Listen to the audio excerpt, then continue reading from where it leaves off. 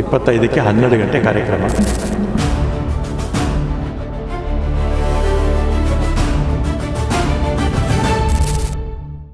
ಕೇಂದ್ರದ ಮಂತ್ರಿಗಳು ಬರ್ತಾರೆ, 3 ರಾಜ್ಯಗಳ ಮುಖ್ಯಮಂತ್ರಿಗಳು ಬರ್ತಾರೆ.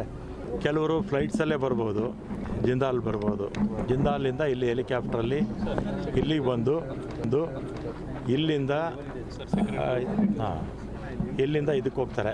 ಎಲ್ಲಿಗೆ ಗೇಟ್ 19, 17, 18 ಅಲ್ಲಿ ಉದ್ಘಾಟನೆ ಮಾಡಿಕೊಂಡು ಅಲ್ಲಿಂದ ಇಲ್ಲಿಗೆ ನೇರವಾಗಿ ಪಬ್ಲಿಕ್ ಮೀಟಿಂಗು. ಕೇಂದ್ರದ ಜಲಸಂಪನ್ಮೂಲ ಸಚಿವರು ಮತ್ತು ಆಂಧ್ರ ಮತ್ತು ತೆಲಂಗಾಣ ಸಚಿವರು ಕೂಡ ಇರ್ತಾರೆ. ಆಮೇಲೆ ಸಮಾನಾಂತರ ನವಿಲೆ ಆ ಥರ ಮಾಡಬೇಕು ಅಂತ.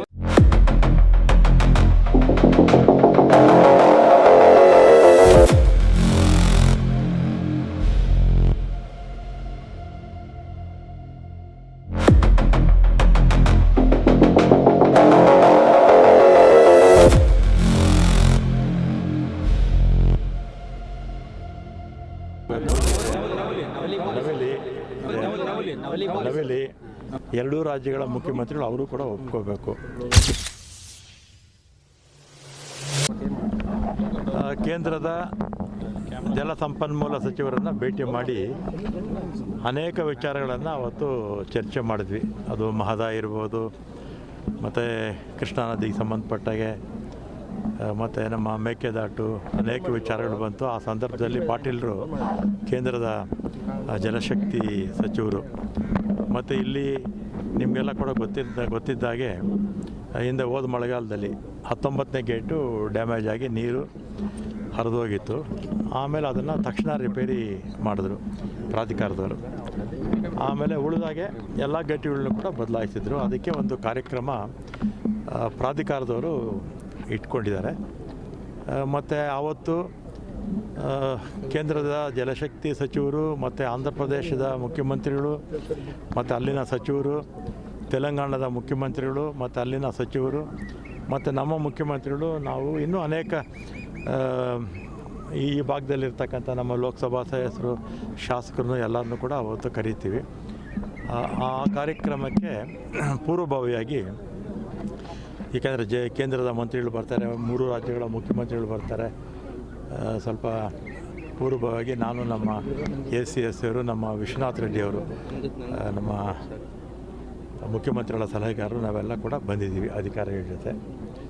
25ಕ್ಕೆ 12 ಗಂಟೆ ಕಾರ್ಯಕ್ರಮ. ಸರ್, ಈಗ ಒಟ್ಟು ಎಷ್ಟು ಖರ್ಚಾಗಿದೆ ಸರ್? ಈಗ ಯಾವುದಕ್ಕೆ ಇನ್ವೆಸ್ಟಿಗೇಟ್ಗಳಿಗೆ ಎಲ್ಲಿ ಕರೀರಿ ಹೇಳ್ತೀನಿ, ಕೊಡ್ತೀನಿ. ಉಳಿದಾಗ ಕೇಳಿ ಅದನ್ನು ಕೊನೆಯಲ್ಲಿ. ಇಲ್ಲ, ಫಸ್ಟು ಬಹುತೇಕ ಕೆಲವರು ಫ್ಲೈಟ್ಸಲ್ಲೇ ಬರ್ಬೋದು. ಫ್ಲೈಟಲ್ಲೇ ಬಂದರೆ ಅವರು ಇದರಿಂದ ಇಲ್ಲಿ ಜಿಂದಾಲ್ ಬರ್ಬೋದು. ಜಿಂದಾಲಿಂದ ಇಲ್ಲಿ ಹೆಲಿಕಾಪ್ಟ್ರಲ್ಲಿ ಇಲ್ಲಿಗೆ ಬಂದು ಇಲ್ಲಿಂದ ಇದಕ್ಕೆ ಹೋಗ್ತಾರೆ.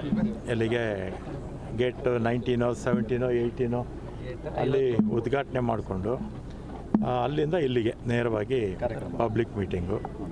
ಇದಾದಮೇಲೆ ಆಮೇಲೆ ಅಲ್ಲಿ ಸಮಯ ಸಿಕ್ಕಿದ್ರೆ ನಮ್ಮ ಮುಖ್ಯಮಂತ್ರಿಗಳು ಕೆಲವು ವಿಚಾರಗಳನ್ನ ಮಾತಾಡಬೇಕು ಅಂಥೇಳಿ ಕೇಂದ್ರದ ಜಲಸಂಪನ್ಮೂಲ ಸಚಿವರು ಮತ್ತು ಆಂಧ್ರ ಮತ್ತು ತೆಲಂಗಾಣ ಸಚಿವರು ಕೂಡ ಇರ್ತಾರೆ.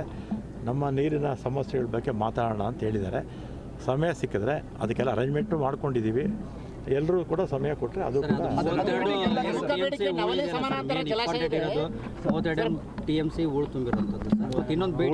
ವಿಚಾರನೂ ಇದೆ, ಅದೆಲ್ಲ ಇದೆ, ಪ್ರಪೋಸಲ್ ಇದೆ.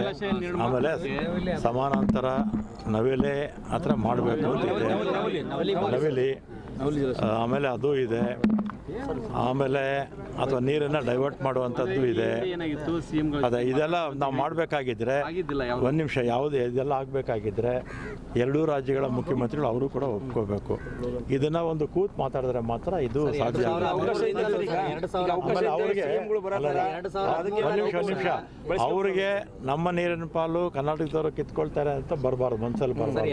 ಒಂದು ಒಂದು ನಿಮಿಷ ಮ್ಯೂಚುವಲ್ ಆಗಿ ಕೂತು ಮಾತಾಡಿಕೊಂಡು ಯಾರಿಗೂ ಇದರಿಂದ ಏನು ಅನ್ಯಾಯ ಆಗೋದಿಲ್ಲ ಅಂತ ಹೇಳಿದ್ರೆ ಸಹಜವಾಗಿ ಅವರು ಒಪ್ಕೊಳ್ತಾರೆ ಅನ್ನೋ ಭಾವನೆ ಇದೆ. ನೋಡಿ, ನಮ್ಮ ಪ್ರಪೋಸಲ್ಸ್ ಎಲ್ಲ ಮುಂದೆ ಇಡ್ತೀವಿ. ಅವ್ರು ಮುಂದೆ ಇಟ್ಟಾಗ ಕಾಂಗ್ರೆಸ್ ಸರ್ಕಾರ ಪ್ರಾಜೆಕ್ಟ್ ಬಗ್ಗೆ ಏನೂ ಮಾತಾಡ್ತಾ ಇಲ್ಲ. ಯಾವ project? TB. Dam, Krishna Jalabhagya ನಿಗಮ, ಆಮೇಲೆ ಕಾವೇರಿ, ಎಲ್ಲದ್ರ ಬಗ್ಗೆನೂ ಮಾತಾಡ್ತೀವಿ. ಒಟ್ಟಾರೆ ಎಷ್ಟು ಖರ್ಚಾಗಿದೆ ಮತ್ತೆ ಅವುಗಳ ಗೇಟ್ ಎಷ್ಟು ಬಳಕೆ ಆಗ್ತದೆ? 51 ಕೋಟಿ ಖರ್ಚಾಗಿದೆ. ಅದನ್ನ ಹಂಚ್ಕೊಳ್ತಾರೆ, ಎಲ್ಲರೂ ಹಂಚ್ಕೊಳ್ತಾರೆ. 50 ವರ್ಷ ಮೇಲಾಗಿತ್ತು, ಅದನ್ನ ಎಲ್ಲರೂ ಕೂಡ ಹಂಚ್ಕೊಳ್ತಾರೆ. ಬಾಳಿಕೆ ಎಷ್ಟು ದಿನ ಬರ್ಬೋದು ಅಂತ ಬರುತ್ತೆ, ಒಂದು 50-60 ವರ್ಷ ಆದ್ರೂ ಬಂದೇ ಬರುತ್ತಲ್ಲ, ಒಂದು 50 ವರ್ಷ ಮೇಲೆ, ಈಗ ಮಧ್ಯೆ ಸರ್ 50 ವರ್ಷ ಮೇಲೆ ಬರುತ್ತೆ ಬಾಳಿಕೆ. ಚೈನ್ಗಳನ್ನು ಸಹಿತ ಅಳವಡಿಕೆ ಮಾಡಲಾಗಿದೆ. ಚೈನ್ಗಳು ಸಹಿತ ಚೇಂಜ್ ಮಾಡಲಾಗಿದೆ. ಎಲ್ಲ ಹೊಸ ಬ್ರ್ಯಾಂಡ್ ನ್ಯೂ. ಈಗ ಮೂರು ರಾಜ್ಯದ ದುಡ್ಡು ಎಷ್ಟೆಷ್ಟಿದೆ ಅಂದ್ರೆ ಮತ್ತೆ ಕರ್ನಾಟಕದವ್ರ ದುಡ್ಡು ವಾಪಸ್ ಕೊಟ್ಟರು ತಗೊಂಡ್ರು ಆ ಥರದೊಂದು ಚರ್ಚೆ ಬಂದಿತ್ತು ಸರ್. ಈಗ ನಮ್ಮ ರಾಜ್ಯದ ಪಾಲೆಷ್ಟು, ಆಂಧ್ರದ್ದು, ತೆಲಂಗಾಣದ್ದು?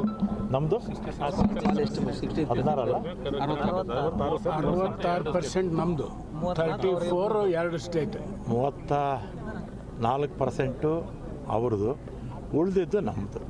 ಪೇಮೆಂಟ್ ಆಗಿದೆ. ಯಾಕಂದ್ರೆ ನಾವು ಹೆಚ್ಚು ನಾವು ಉಪಯೋಗಿಸ್ತೀವಲ್ಲ ನೀರು, 66% ಅದರಿಂದ ಅದನ್ನ ಬರೀ ಇದೆ ಅಂತ ಪೇಮೆಂಟ್ ಆಗಿದೆ ಸರ್ ಆಲ್ರೆಡಿ. ಆಗುತ್ತೆ ಬಿಡಿ, ಆಗಿರುತ್ತಲ್ಲ. ಅಲ್ಲ, ಹಿಂದೆ ಏನಾಗಿತ್ತು, ಕೊಟ್ಟಿರೋ ದುಡ್ಡನ್ನು ವಾಪಸ್ ಪಡೆದಿದ್ದಾರೆ ಅನ್ನುವಂಥ ಮಾತುಗಳು ಕೇಳಿ ಬಂದಾಗ ಅದೆಲ್ಲ ಕೆಲವು ಬುಕ್ ಅಡ್ಜಸ್ಟ್ಮೆಂಟ್ ಇರುತ್ತೆ, ಕೆಲವು ಅರ್ಜೆಂಟ್ ಇರುತ್ತೆ, ನಾವೇ ಖರ್ಚು ಮಾಡ್ತೀವಿ ಅಥವಾ ಅವರೇ ಖರ್ಚು ಮಾಡ್ತಾರೆ, ಅಥವಾ ತುಂಗಭದ್ರಾ ಇವ್ರು ಇರ್ತಾರಲ್ಲ, ಇವರು ಅಡ್ಮಿನಿಸ್ಟ್ರೇಷನ್, ತುಂಗಭದ್ರಾ ಇವರು ಮ್ಯಾನೇಜ್ಮೆಂಟರು ಅವರೇ ಖರ್ಚು ಮಾಡಿರ್ತಾರೆ, ಆಮೇಲೆ ಅದನ್ನ ಕೊಟ್ಟು ತಗೊಳ್ಳೋದು ಮಾಡ್ತೀವಿ. 2013ರಿಂದನೂ ಹೇಳಿಕೆ ಬರಕತ್ತಾರೆ ಸರ್ ಜಲಾಶಯ. ಬಿಜೆಪಿ ಅವರು ಹೇಳಿದ್ರು ನೀವು ಮತ್ತೆ ಸಮಾನಾಂತರ ಜಲಾಶಯ ರೈತರು ಹೂಳು ತೆಗೆಯೋದಕ್ಕೆ ಪದೇ ರೈತರು ಹೂಳು ತೆಗೆಯುವಂತ ಕೆಲಸ ಮಾಡ್ತಾರೆ ಸರ್. ರೈತರಿಗೆ ಸ್ಪಂದನೆ ಇಲ್ಲ. ಒಂದನ್ನ ಕ್ಲಾರಿಟಿ ಇರ್ಬೇಕಲ್ಲ ಸರ್, ಅದು ಹೂಳು ತೆಗೆಯಕ ಕ್ಲಾರಿಟಿ ಅದು ಕೇಳಿ ಈಗ ಕ್ಲಾರಿಟಿ ಬರಬೇಕಾಗಿದ್ರೆ ಈ ಅಂತರರಾಜ್ಯ ನದಿ ವ್ಯಾಜ್ಯಗಳಿದೆಯಲ್ಲ, ಇದು ನಾವೆಲ್ಲ ಕೂತ್ಕೊಂಡು ಮಾತಾಡಿಕೊಂಡ್ರೆ ಇದೆಲ್ಲ ಪರಿಹಾರ ಸಿಗುತ್ತೆ. ಇಲ್ಲಾಂದರೆ ಕೋರ್ಟು ಕಚೇರಿ ಅಂತ ಎಲ್ಲರೂ ಕೋರ್ಟು ಕಚೇರಿಗೆ ಹೋದರೆ ಪರಿಹಾರ ಸಿಗಲ್ಲ.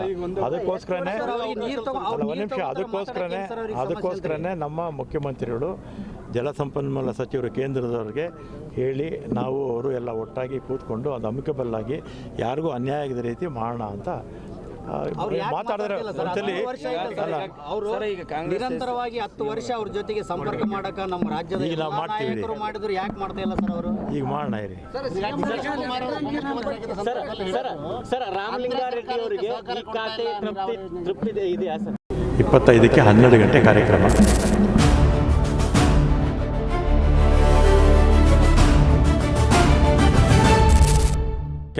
ಕೇಂದ್ರದ ಮಂತ್ರಿಗಳು ಬರ್ತಾರೆ, 3 ರಾಜ್ಯಗಳ ಮುಖ್ಯಮಂತ್ರಿಗಳು ಬರ್ತಾರೆ. ಕೆಲವರು ಫ್ಲೈಟ್ಸಲ್ಲೇ ಬರ್ಬೋದು, ಜಿಂದಾಲ್ ಬರ್ಬೋದು. ಜಿಂದಾಲಿಂದ ಇಲ್ಲಿ ಹೆಲಿಕಾಪ್ಟ್ರಲ್ಲಿ ಇಲ್ಲಿಗೆ ಬಂದು ಇಲ್ಲಿಂದ ಇದಕ್ಕೆ ಹೋಗ್ತಾರೆ, ಎಲ್ಲಿಗೆ ಗೇಟ್ 19, 17, 18 ಅಲ್ಲಿ ಉದ್ಘಾಟನೆ ಮಾಡಿಕೊಂಡು ಅಲ್ಲಿಂದ ಇಲ್ಲಿಗೆ ನೇರವಾಗಿ ಪಬ್ಲಿಕ್ ಮೀಟಿಂಗು.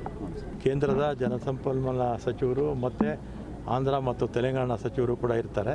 ಆಮೇಲೆ ಸಮಾನಾಂತರ ನವೆಲೆ ಆ ಥರ ಮಾಡಬೇಕು ಅಂತ.